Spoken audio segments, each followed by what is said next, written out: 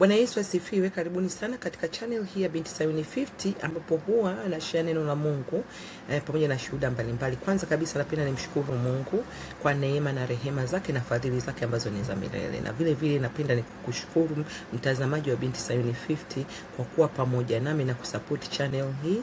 Na leo tunafikia tamati ya series hii ya Zaini Matunda Mema. Ninaomba ukae mpaka mwisho na tujifunze kwa pamoja. Leo tunaenda kuangalia kiasi kama tunda la Roho. Naomba angalia video hii fupi kabla hatujaendelea. Mungu wa mbinguni akubariki sana. Kiasi au self control ni sehemu nyingine ya tunda la Roho ambayo ni muhimu sana katika maisha yetu. Kiasi kinatakiwa katika maisha yetu ya kiroho na ya kimwili, na matokeo ya kutokuwa na kiasi ni dhahiri sana. Tunaweza kuyaona mno, especially tukianzia katika maisha yetu ya kimwili, kwa sababu mara nyingine kwa kutokuwa na kiasi tunaweza tukajikuta tunaingia katika mzigo wa kifedha au madeni kwa sababu ya kutokuwa na kiasi katika kufanya maamuzi ya kifedha. Tukanunua vitu ambavyo hatukuvihitaji au vitu vingine kwa sababu tumeona navyo wengine, na mara nyingine inatuingiza katika mitego ambayo hatukutakiwa kuwa. Lakini vile vile tunatakiwa tuwe na kiasi katika control. Ndio maana inaitwa self control, control hisia zetu. Mara nyingine tunashindwa kuwa na kiasi control hisia zetu za furaha sana, hasira, chuki na vitu kama hivyo, na badala yake na matokeo yake ni kwamba tunapoteza mahusiano muhimu. Lakini tunatakiwa tuwe na self control katika kuangalia muda wetu na shughuli ambazo tunazifanya.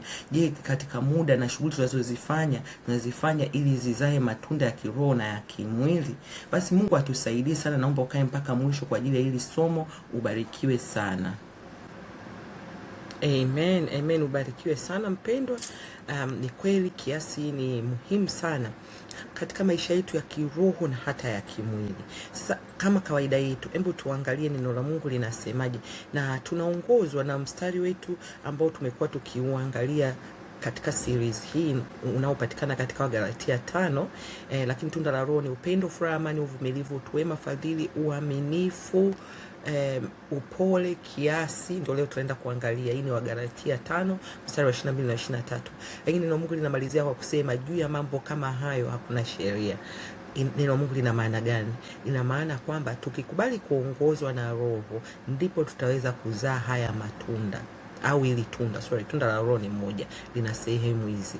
Kwa hiyo tutazaa hili tunda ambalo ni tunda la Roho. Hili tunda likishazaliwa, ina maana sisi tumesubmit to Holy Spirit. Ina maana hakuna haja ya kuwa na sheria. Kumbuka wana wa Israeli waliongozwa na sheria, walishindwa sheria kwa sababu it's impossible mtu kumpendeza Mungu kwa sheria. Lakini tunapokubali uongozi wa Roho Mtakatifu, hili tunda, hakuna mtu atakayekuwa anakuambia mpende yule, usimpende yule, samehe, fanya hivi, vumilia hapa. Tunaambiana hivyo kwa sababu kuna mahali we are all work in progress. Sisemi hivyo kwa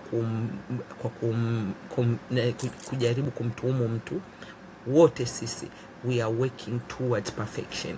Kwa hiyo kuna area ambazo hatujakamilika, lakini sio kwamba tufurahie kwamba mimi ndivyo nilivyo. Hapana, tunatakiwa tuende mbele za Mungu, tumuombe Mungu atusaidie. Kama sasa hivi kila mmoja wetu anaweza kujua mimi kweli kwenye upendo, mimi kwenye uvumilivu nahitaji msaada wa Mungu. Hicho ni kitu chema, kujua ni sehemu gani ambayo umepungukiwa na kumwomba Mungu atusaidie.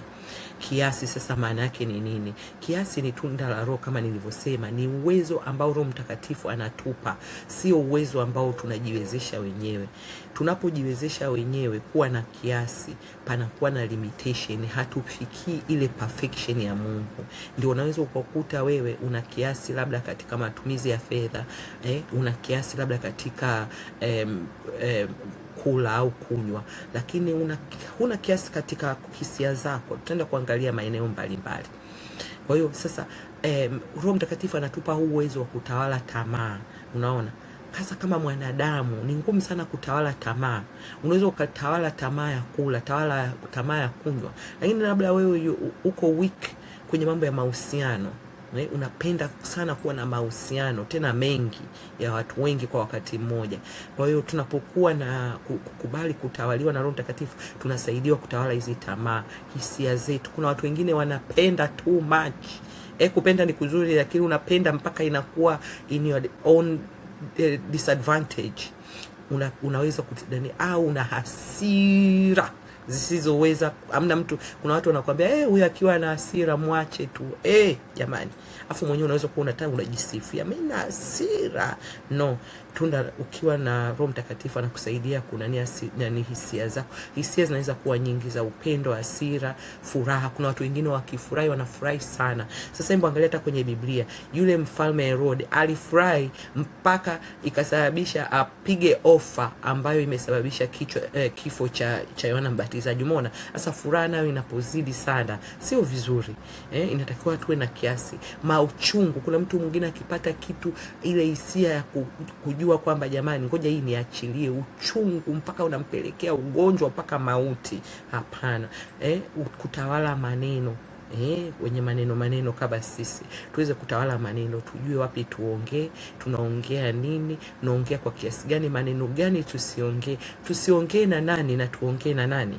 Matendo, kuna matendo ambayo tunatakiwa tuweze kucontrol. Maamuzi, kuna maamuzi mengine irreversible, you cannot reverse. Ukishalifanya umelifanya, lakini ukiwa na kiasi utajua.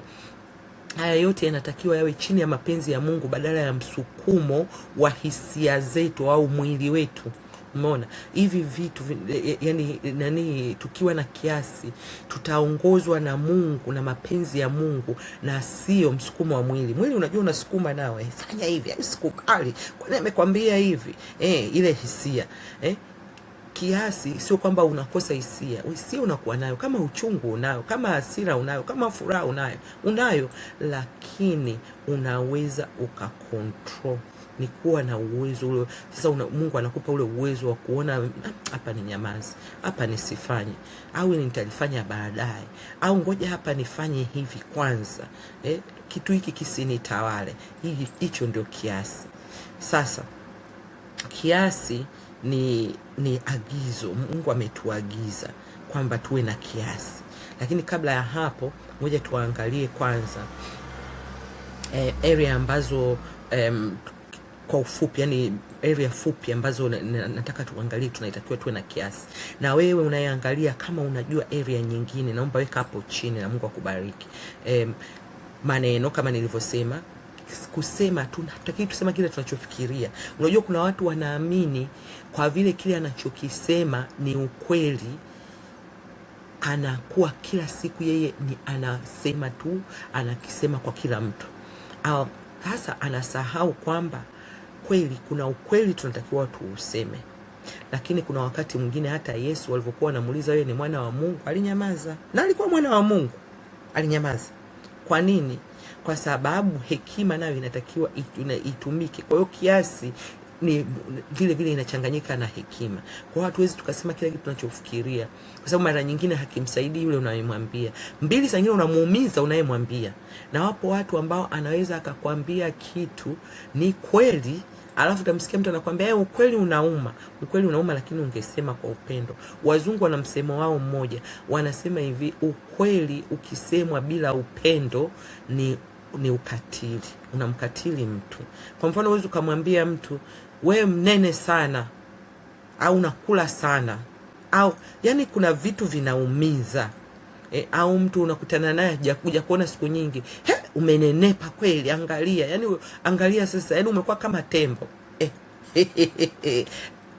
Tunatakiwa tuwe na kiasi cha maneno. Kiasi katika hisia, hasira, furaha, upendo. Jamani, kuna watu wanapenda siku sasa. Hapo sizungumzie kumpenda Mungu, kupenda wanadamu wa Mungu, au Mungu aliowaumba, au viumbe Mungu aliowaumba. Tunatakiwa tuwapende. Ndio tumeambiwa tuwapende kama nafsi yetu. Hata nafsi zetu tunatakiwa tuzipende kwa kiasi, kwa sababu tukizipenda sana nafsi zetu tunakuwa selfish. Na hata kupenda watu, tukapenda sana watu, hatari huwa inakuja mbili. Moja, tutaanza kuwategemea sana na watakapoondoka kwenye maisha yetu tutakuwa na pengo kubwa sana, na mara nyingine hatutakiwi tumpende mtu kuliko kumpenda Mungu. Kwa hiyo ndo hapo kiasi kinapokuja unampenda mtu kuliko Mungu, na ndo wengine unamkuta unampenda sana mume, mke, mtoto, mama, baba, alafu Mungu akawaondoa katika maisha yako, inakuwa problem kwa sababu kuwa na kiasi katika hisia zako. Matendo jamani, matendo, kunywa, kula, mazoezi. Watu wanaweza kusema mazoezi nini, lakini nimeshaona watu waliopata matatizo ya kufanya mazoezi sana, na madaktari mtakubali, naomba mweke comment yenu. Kutoa, kama tunapenda kutoa na kusaidia, it is good, lakini kunatakiwa pawe na kiasi. Sasa nyingine watu wana take advantage of you. 1 2, saa nyingine unaweza ukatoa mali huna, wewe mwenyewe unaenda kukopa, wewe mwenyewe unaishia pabaya. Hekima inatakiwa. Je, umemconsult Mungu? Hapo ndipo tunasema ni hili ni nini, uwezo Roho Mtakatifu anatupa. Lazima tuwe na roho kutusaidia. Matumizi yetu ya fedha, tunatakiwa tuwe na kiasi katika matumizi ya fedha, ya muda. Matumizi yoyote yale ambayo tunatumia tunatakiwa tuwe na kiasi, kwa sababu tusipokuwa na kiasi cha muda ndio yale tunakaa kwenye internet masaa 50 si masaa 50 hapo, nisiseme 50, niseme more than we need to, kwa sababu kila mtu ana shughuli zake. Unaweza kuwa kweli una shughuli nzuri tu, good, lakini tunapokuwa hatuna shughuli tunapoteza muda, tungeweza kufanya kitu kingine better. Ndipo tunapotakiwa tuwe na kiasi. Kiasi katika mawazo. Kuna wengine tunaweza tukatumia muda mwingi sana kuwaza itakuwaje, itafanyaje. Jamani, nimejifunza binafsi, nimejifunza kwamba nilipata shida nikawa nawaza sana. Ninakumbuka 3 days sikulala, siku 3. Mimi wewe ni mimi wewe, nalia, naomba, nalia, naomba, nasifu, nalia, naomba, nalia, naomba. Lakini saa nyingine tunalia na kuomba sio kwa sababu tunaamini kutokuamini. Mimi nikifanya reflection ya kwangu mimi mwenyewe, lakini mawazo yalikuwa mengi, na kulikuwa ndio namuomba Mungu, lakini naangalia yani Mungu pasiponisaidia itakuwa hivi, hapa ikiwa hivi itakuwa hivi. Nakumbuka hata watu ambao walikuwa wananiombea na waambia kabisa itakuwa yani hivi, itakuwa hivi, itakuwa hivi. Sasa nimekuja kujifunza kwamba kwanza 95% ya vitu ambavyo 98.9% ya vitu ambavyo nilifikia vitatokea havikutokea. Mungu kanisaidia. Ndio maana Mungu lazima msijisumbue kwa jambo lolote, bali kwa kila jambo kwa kusali na kuomba. Wewe kutakiwa kuwa na wazawaza. Mawazo yanaweza kutuletea tukapata msongo wa mawazo. Alafu pili, we don't solve any problem. I didn't solve any problem, nikwambie kweli. Nilikuwa tu ni kwamba nina mawazo kwa sababu sijui matokeo ni nini. Lakini baadaye Mungu amenisaidia, kanihurumia sana. Yaani Mungu amenihurumia sana sana sana sana. Katika mahusiano tunatakiwa tuweke mipaka ya mahusiano, mipaka inayompendeza Mungu, kwa sababu mara nyingine kwa kutokuwa na mipaka katika mahusiano watu wanatukanyaga, watu wanaweza kutusababishia tufanye mambo mengine yasiyompendeza Mungu kwa sababu tu niko katika mahusiano fulani. Inawezekana ni rafiki, inawezekana ni ndugu, inawezekana ni mzazi, inawezekana ni mume, inawezekana ni mke, inaweza kuwa mtoto akakufanya. Nimeona ni moja story moja ya mzazi ambaye mtoto wake alifanya crime, na yule mama ni believer, ni mtu ambaye ameokoka, lakini ilipokuja wakati wa kwenda kutestify gereza mahakamani, akatestify uongo kumlinda mtoto wake. Matokeo yake naye kagundulika kwamba ameidanganya mahakama, yuko kwenye problem na mtoto yuko kwenye problem. Lakini huyu ambaye alikuwa anaitoa hiyo story, yeye mwenyewe aliwahi kufanya kosa na mamake ni believer. Mamake akasimama kweli, akaiambia mahakama mpelekeni huyo jela akajifunze, na kweli yule mtoto alienda jela, na namshukuru mamake. Kwa hiyo tunatakiwa mahusiano nayo tunatakiwa tuweke mipaka. Bibi yangu Hoga anasema watoto wanaweza kukupeleka jehanamu, kwa sababu saa nyingine tunawapenda sana watoto wetu, tunawakumbatia, tuko tayari kumkosea Mungu kwa ajili ya watoto wetu. Mungu atusaidie sana sana sana. Sasa kwa nini tuwe na kiasi? Neno la Mungu linatuambia muwe na kiasi na kukesha, kwa kuwa mshtaki wenu Ibilisi kama simba ungurumaye huzunguka zunguka akitafuta mtu ammeze. Nanyi mpingeni huyo, mkiwa thabiti katika imani, mkijua kuwa mateso yale yale yanatimizwa kwa ndugu zenu walioko duniani. Hiyo ni 1 Peter 5, Petro wa kwanza sura ya 5.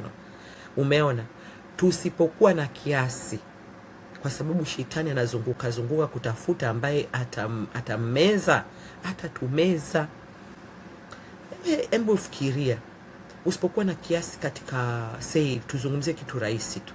Kwa mfano, huna kiasi katika hasira. Neno la Mungu linatuambia hasira haitendi mapenzi ya Mungu.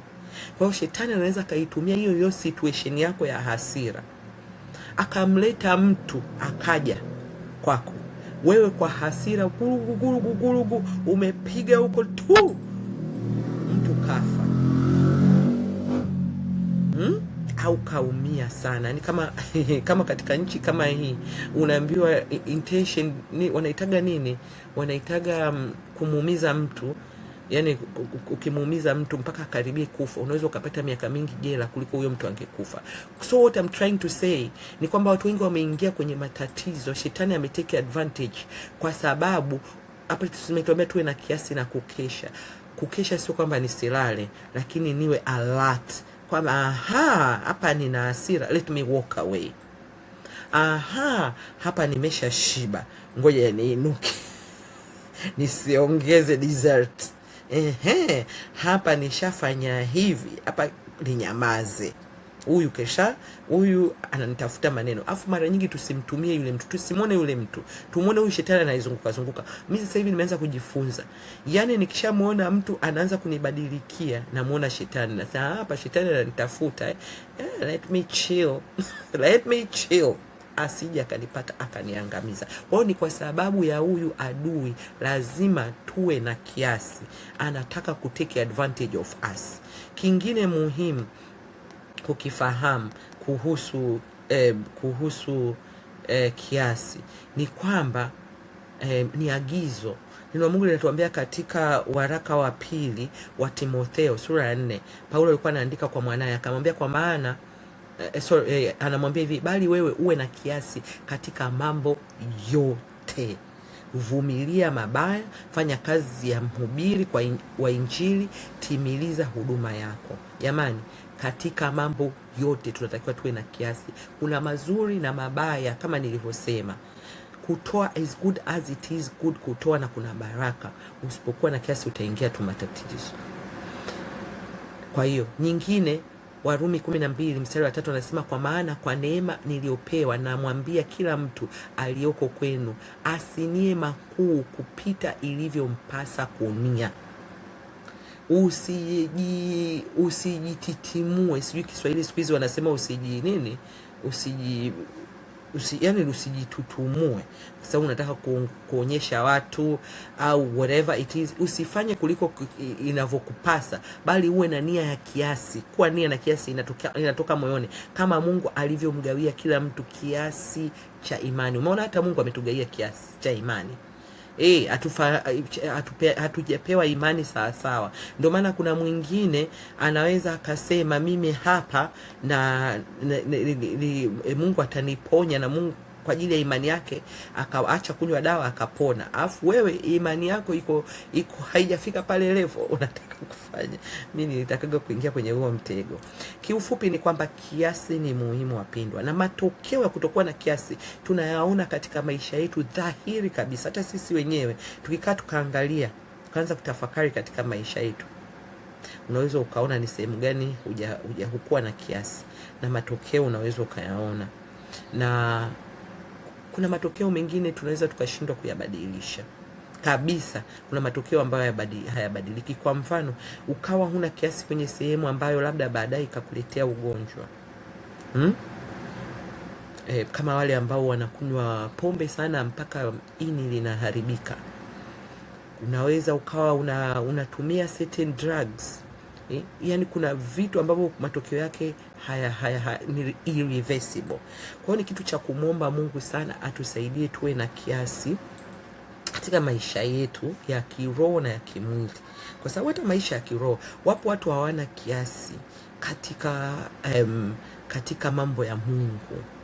Kuna watu ambao mpaka mahusiano yao yanavunjika kwa kusema kwamba mimi namtumikia Mungu. It's true, it's good kumtumikia Mungu, na ndio maana Paulo anasema, kuna mahali amesema mimi ndio maana nini ya kuoa, anasema kwa sababu alijua yeye amesha dedicate maisha yake kwa Mungu. Lakini ambao tumeoa na tumeolewa, tunatakiwa tujue kwamba kuoa na kuolewa nayo ile ni ministry. Kwa hiyo tunatakiwa tuwe na kiasi huku, tuwe na kiasi huku, lakini hatuwezi kufanya kwa nguvu wala uwezo. Tunatakiwa tuongozwe na Roho, si kwa nguvu wala uwezo, bali ni kwa Roho wa Bwana. Kwa hiyo mimi ngoja niishie hapa katika series hii yetu. Kama tulivyoangalia katika series hii, tumeangalia upendo ambao ni muhimu sana tufanane na Kristo. Kwa ufupi, hii tunda la Roho, kila kitu kinatokana na Roho mwenyewe Mtakatifu, ndio source, hatuwezi kufanya wenyewe. Na anayefaidika na hili tunda ni yule anayekula na yule mwenye tunda. Mwenye tunda akikuangalia wewe unazaa matunda, anafurahi, na wanaokula matunda wanamtukuza Mungu. Na hiyo ndio iwe furaha yetu, na sisi vile vile tuwe na hamu ya kuzaa matunda. Basi wapendwa, mimi ngoja niishie hapo. Tunaanza series mpya wiki ijayo. I'm so excited. Ni series nzuri ambayo inanifundisha na mimi, kwa sababu kabla sijaanza series yoyote huwa na muomba Mungu, na vile vile nasoma kutafuta ufahamu na hekima ya Mungu. Basi Mungu awabariki sana. Ninaomba kama bado huja subscribe, share, like and comment. Mungu akubariki sana.